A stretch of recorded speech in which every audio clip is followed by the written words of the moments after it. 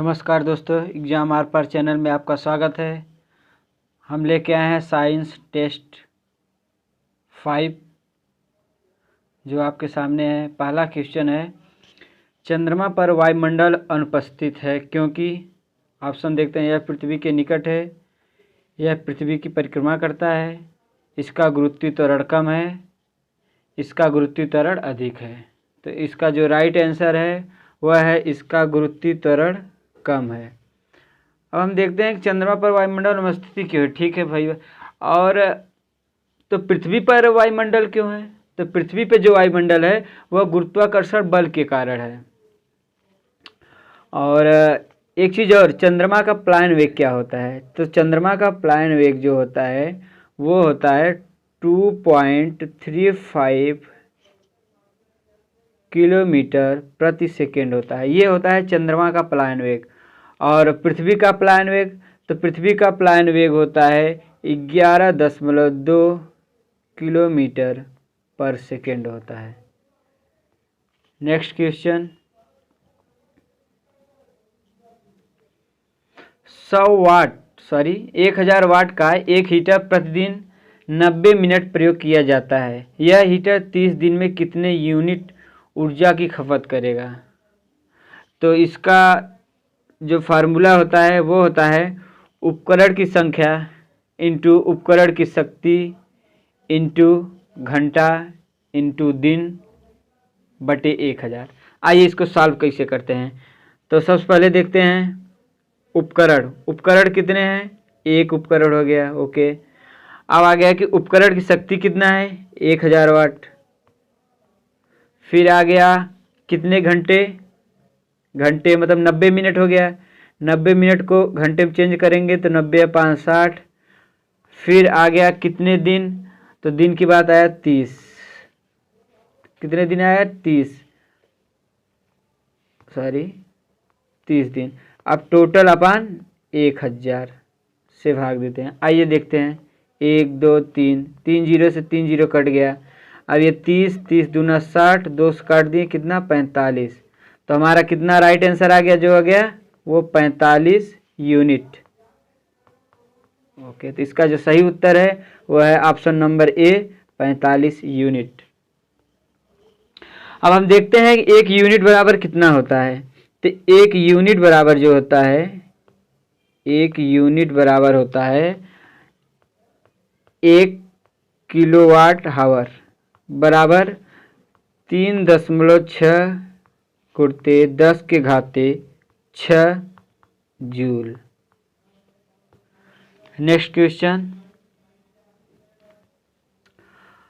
आदर्श gas की आंतरिक ऊर्जा निर्भर करती है केवल दाब पर, आयतन पर, ताप पर या अणुओं के आकार पर। तो इसका जो राइट आंसर है वो है ताप पर। इसका राइट आंसर जो है वह है ताप पर।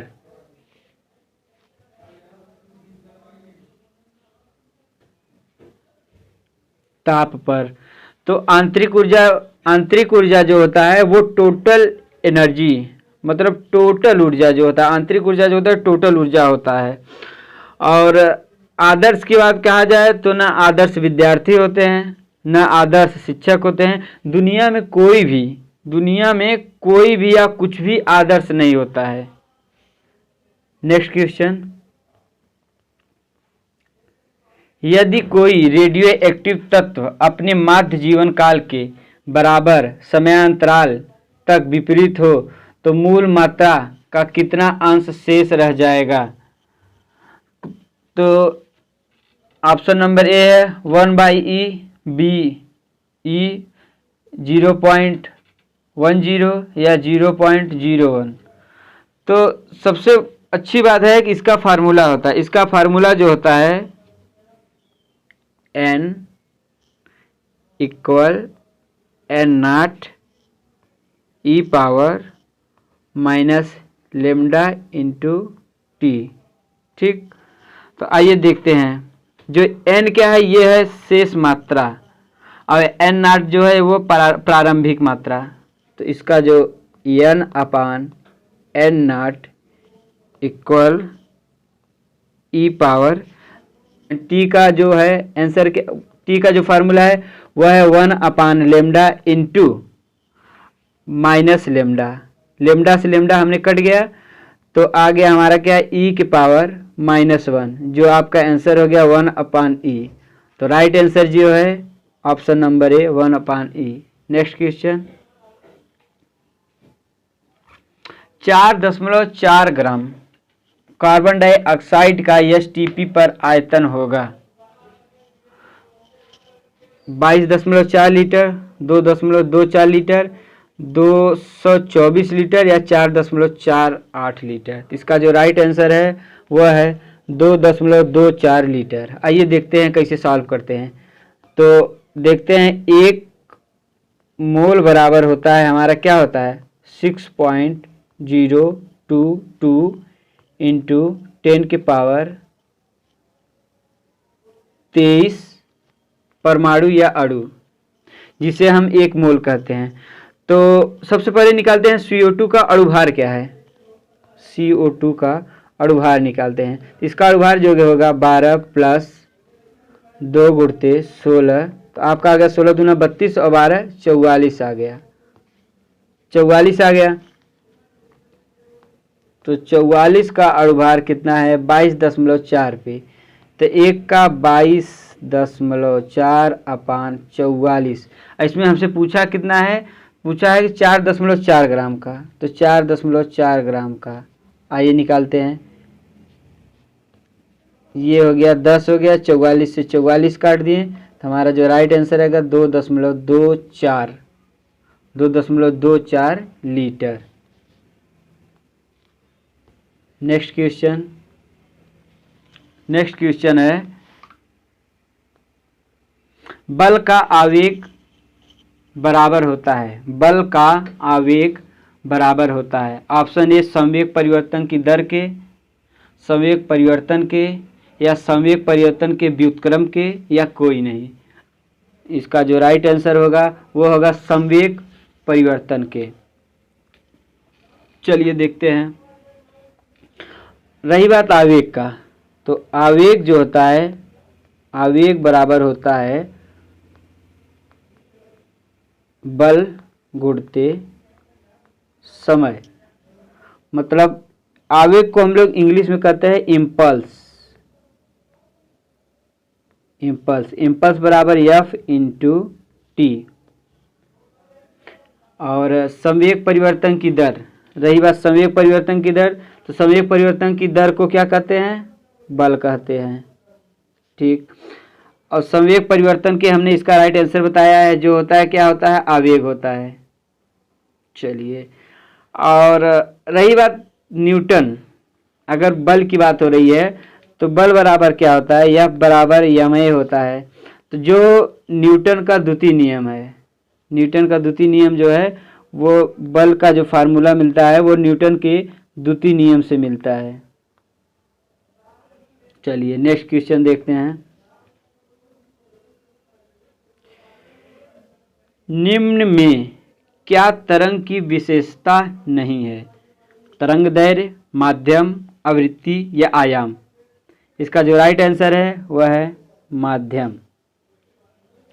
तरंग क्या है, किसी माध्यम में डिस्टरबेंस हो रहा है तो वह तरंग है।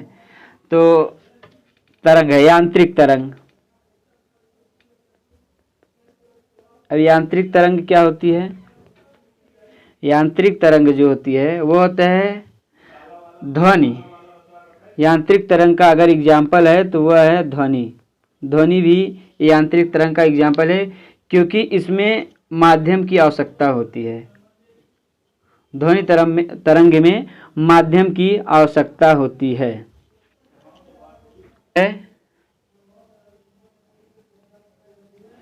डेयरी में प्रयोग किए जाने वाले दूध से क्रीम को अलग करने की प्रक्रिया कहलाती है डिक्टेंशन, आंशिक आसवन, या अपकेंद्रकरण, या क्रिस्टलीकरण। तो इसका जो राइट आंसर है वह है अपकेंद्रकरण। ठीक है। और जो दूध और क्रीम की बात हो रही है, तो जो इसमें सबसे भारी होता है वह दूध जो है वह भारी होता है, और दूध जो है वह भारी होता है और क्रीम जो होता है वह हल्का होता है। अब दूध में कौन कौन से विटामिन पाए जाते हैं? दूध में सभी विटामिन पाए जाते हैं, मात्र सी, विटामिन सी, और रही बात मिनरल की तो आयरन नहीं होता है। विटामिन सी और आयरन नहीं होता है, बाकी सभी विटामिन मिलता है। के भाई? डिक्टेंशन, ऑप्शन ए देखते हैं डिक्टेंशन क्या है।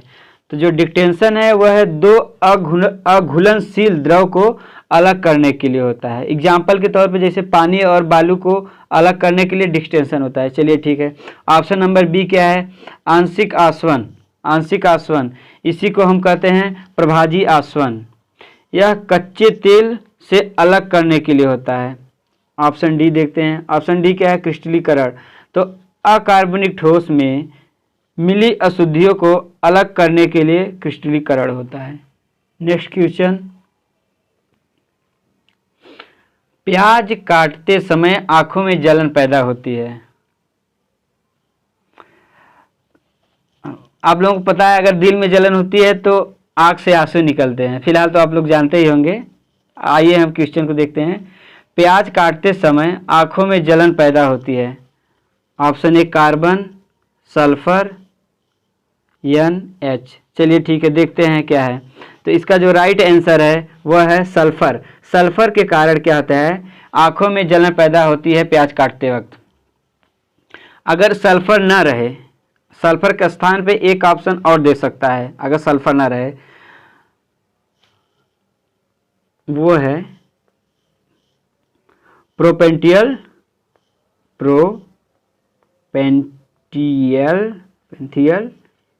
एस ऑक्साइड, प्रोपेंटियल एक्स ऑक्साइड, इसी के कारण जलन पैदा होती है। नेक्स्ट क्वेश्चन, आधुनिक आवर्त सारणी में हाइड्रोजन को किस समूह में रखा जाता है? ऑप्शन फर्स्ट 18, 16 या 17। इसका जो राइट आंसर है वह है 17। ठीक है, देखते हैं क्या है। याद करने के लिए सबसे कौन कौन सा समूह जो है वो बहुत ज़रूरी है। याद करने के लिए सबसे ज़रूरी समूह है वह है 1, 2, 13, 14, 15, 16, 17 और 18। ये सबसे इम्पोर्टेंट होते हैं समूह। आइए देखते हैं, ये जो राइट आंसर है ये 17। 17 में अब क्या क्या है? 17 समूह में क्या क्या है? तो 17 समूह में है जो है F, fluorine, chlorine, bromine, iodine, antimony. ठीक, ये जो है आपका हाइड्रोजन के किस समूह में रखा जाता है? तो 17 में रखा जाता है। 17 में ये सभी आते हैं। नेक्स्ट क्वेश्चन 11 नंबर, समीकरण 2 copper plus oxygen 2 copper oxygen. ठीक है, एक उदाहरण है, आइए देखते हैं क्या है। दोहरी प्रतिस्थापन अपक्रिया, संयोजन अपक्रिया या अपघटन अपक्रिया या विस्थापन अपक्रिया। तो इसका जो राइट आंसर है वह है संयोजन अपक्रिया। ऑप्शन ए देखते हैं कि दोहरी प्रतिस्थापन अपक्रिया क्या होती है। तो दोहरी प्रतिस्थापन अपक्रिया होती है दोनों अभिकारक एक दूसरे को विस्थापित करते हैं, वह दोहरी प्रतिस्थापन अपक्रिया होती है। संयोजन अपक्रिया क्या होती है? तो संयोजन अपक्रिया आपकी हो जाएगी जैसे कैल्शियम, संयोजी अपक्रिया जो होती है वह कैल्शियम और कार्बोनिक 3। ठीक है, तो CO3 calcium carbonate plus calcium carbonate को अगर हम गर्म करते हैं तो आपका आता है calcium oxide plus carbon dioxide आता है। तो ये जो होती है कार्बन डाइऑक्साइड, ये जो होती है ये होती है संयोजन अपक्रिया। तो इसमें जो अपघटन का कार्य है वह है CaCO3, ये अपघटन हो गया। अपघटन अपक्रिया का एक उदाहरण है, अपघटन अपक्रिया का एक उदाहरण है। नेक्स्ट क्वेश्चन, एक पौधे के बीज में आगामी पौधा रिक्त स्थान के रूप में होता है, डैश किस रूप में होता है? ऑप्शन ए वतिकाग्र, बीजांड, C अंडाशय या D भ्रूण। तो इसका जो राइट आंसर है वह है भ्रूण। ठीक है, आइए देखते हैं क्या होता है। भ्रूण तो आंसर हो गया। आइए ऑप्शन को चेक करें। निषेचन अब प्रक्रिया के दौरान अंडाशय फल में बदल जाता है। तो जो अंडाशय है यह निषेचन प्रक्रिया के दौरान अंडाशय जो है वह फल में बदल जाता है। बीजांड को देखते हैं। बीजांड जो है यह बीज में बदलता है। नेक्स्ट क्वेश्चन, कौन एक ब्रायोफाइटा नहीं है? कौन एक ब्रायोफाइटा नहीं है? मार्केसिया, रिक्सिया, फ्यूनेरिया या चारा? इसका जो राइट आंसर है वह है चारा। और यह चारा क्या है? चारा जो है यह सवाल से होता है। चारा जो है यह शैवाल से होता है। चारा जो है यह शैवाल से होता है। ब्रायोफाइटा को पादप जगत का उभयचर कहा जाता है क्योंकि जल स्थल या दोनों जगह पे होता है। तो ब्रायोफाइटा को पादप जगत का उभयचर कहा जाता है। और ब्रायोफाइटा क्या होता है कि इसमें संवहन ऊतक नहीं होता है। सबसे बड़ा ब्रायोफाइटा जो है वो डॉप्सोनिया, सोनिया गांधी ना समझिएगा, डॉप्सोनिया सबसे बड़ा ब्रायोफाइटा जो होता है, सबसे बड़ा ब्रायोफाइटा जो होता है वो होता है डॉप्सोनिया होता है। नेक्स्ट क्वेश्चन, द्विनिषेचन का गुण है अनावृतबीजी ब्रायोफाइटा या आवृतबीजी या एक बीज पत्री? तो इसका जो राइट आंसर है वह है आवृतबीजी। और निषेचन का गुण सिर्फ आवृतबीजी में होता है, केवल इसी में होता है और किसी में नहीं होता है। द्विनिषेचन का डबल जो है फर्टिलाइजेशन है। द्विनिषेचन का जो इंग्लिश है वर्ड है वह है डबल फर्टिलाइजेशन है। नेक्स्ट क्वेश्चन देखते हैं। इंसुलिन की खोज के लिए किसे नोबेल पुरस्कार मिला था? फ्रेडरिक बेंटिंग, जेम्स कोलिप या गई ई अब्राहम या विलियम ऑसलर? तो इसका जो राइट आंसर है वह है, आप लोगों को तो पता ही होगा, फ्रेडरिक बेंटिंग को जो है वो नोबेल पुरस्कार मिला था इंसुलिन के लिए। अब इंसुलिन का स्रावण कहाँ से होता है? इंसुलिन का जो स्रावण होता है वो बी कोशिका करता है। और इंसुलिन का कार्य क्या है? यह ग्लूकोज को, इंसुलिन का कार्य क्या है? यह ग्लूकोज को ग्लाइकोजन में बदलता है, ग्लाइकोजन में बदलता है। थोड़ा लिखने में समस्या हो रही है। नेक्स्ट क्वेश्चन हमारा है, वयस्क मानव में रुधिर की रचना किसके द्वारा होती है? वयस्क मानव में रुधिर की रचना किसके द्वारा की जाती है? हृदय के द्वारा, प्लीहा के द्वारा, यकृत के द्वारा या अस्थिमज्जा के द्वारा? इसका जो राइट आंसर है वह है अस्थिमज्जा के द्वारा होता है। अस्थिमज्जा में अस्थिमज्जा जो होता है यह लाल जो है लाल मज्जा होता है। अस्थिमज्जा में भी लाल मज्जा के कारण इसकी रचना, सॉरी रचना नहीं रह गया, यहाँ निर्माण रहेगा। ये गलत टाइप हो गया है, यहाँ पे निर्माण रहेगा। तो इसका जो निर्माण होता है वह अस्थिमज्जा के कारण होता है और अस्थिमज्जा में लाल अस्थिमज्जा के कारण होता है। और अस्थिमज्जा कितने प्रकार के होते हैं? अस्थिमज्जा 2 प्रकार के होते हैं, लाल अस्थिमज्जा और श्वेत अस्थिमज्जा, जिसको एक आरबीसी हो गया, एक श्वेत हो गया। अब खून का रंग या ब्लड का रंग, रुधिर का रंग लाल किसके कारण होता है? तो वो हीमोग्लोबिन के कारण होता है। और आरबीसी का निर्माण कहाँ होता है? तो लाल रक्त जो लाल है आपका अस्थिमज्जा जो लाल है, यह अस्थिमज्जा का जो निर्माण है तो आरबीसी का निर्माण और डब्ल्यूबीसी का निर्माण ये सभी अस्थिमज्जा में होते हैं। और प्लेटलेट्स का निर्माण ये भी अस्थिमज्जा में होता है।